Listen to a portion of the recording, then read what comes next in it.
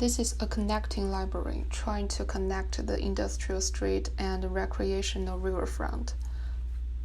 Chicago is a neat city with vertical geometric city streets, grid, and neatly arranged spectacular skyscraper skyline.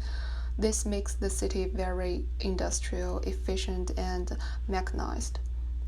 The Chicago River once played an important shipping role as a river running through the entire downtown area.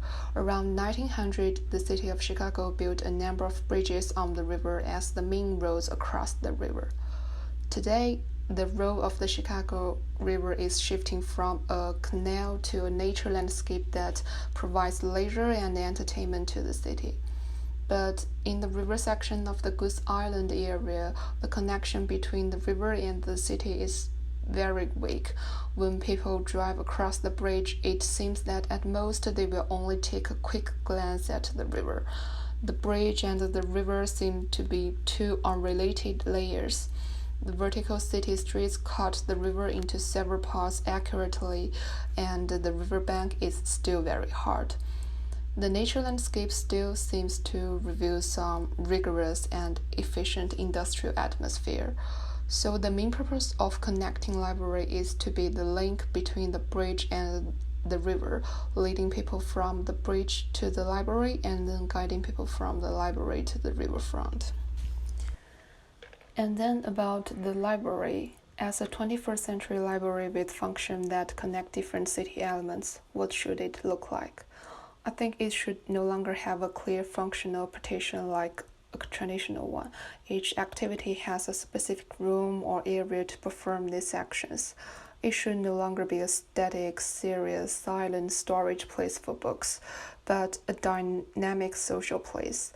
Books is no longer the only purpose of people entering the library.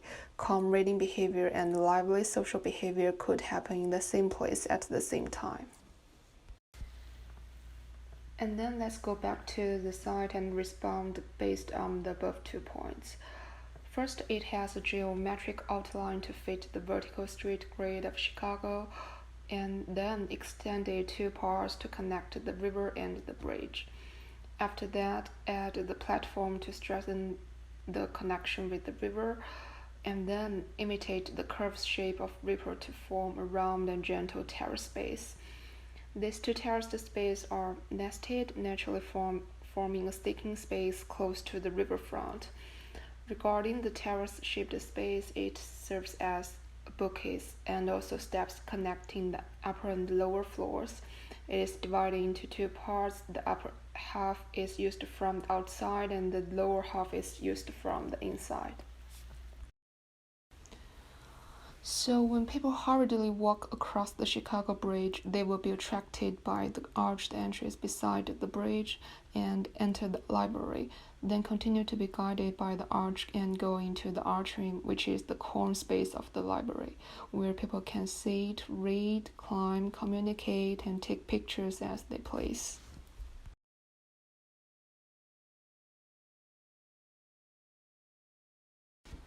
And then when people pass through the second sinking one, they can reach the platform on the riverfront.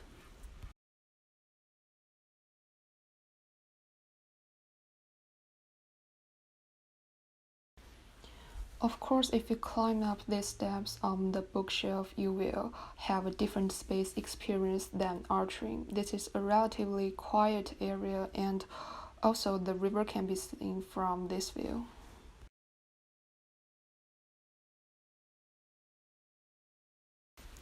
Connecting library builds a vertical urban bound by responding to both riverfront and the street grid.